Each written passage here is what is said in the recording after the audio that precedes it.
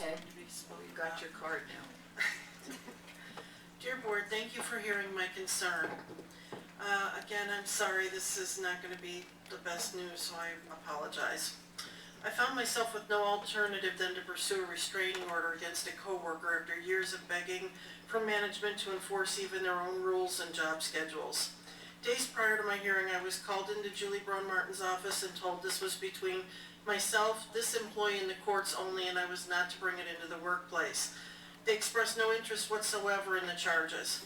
To my surprise, the entire department showed up at the hearing, including 2 recently hired subs who knew nothing about the history.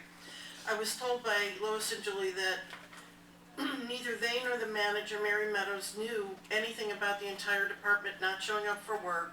They were surprised as anyone these employees did not follow proper protocol and may be disciplined. Oddly, there were no welfare calls to their homes, nor did the payroll manager make personnel aware that the entire department did not show up for work. Their punishment would be confidential. They tried to forcibly move me into a secretarial position while they investigated.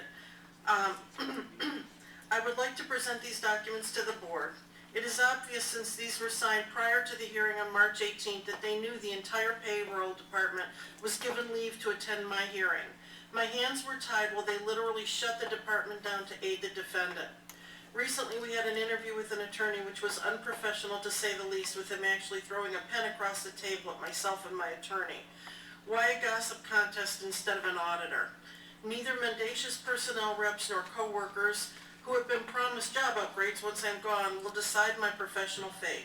This attorney's findings are wholly untrustworthy and will be disregarded due to his behavior, his obvious disinterest in addressing immediate issues, and the fact that Julie Braun-Martin should have recused herself from picking and overseeing the arbitration.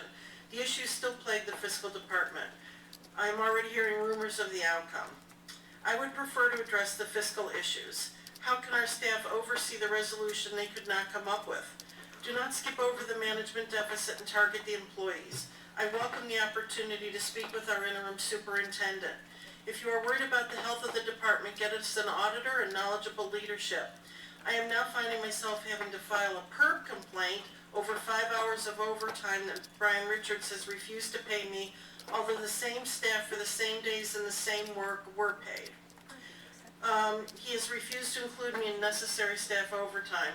Personnel was made aware of this but made no move to resolve it, simply not caring that a PERB complaint was in the works.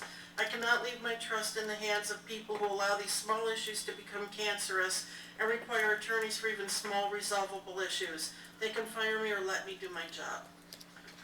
And may I present these? Yes. How do I do that? Okay, Ms. Williams will take that. Thank you. Okay, thank you. Final speaker is Mona Ricardo.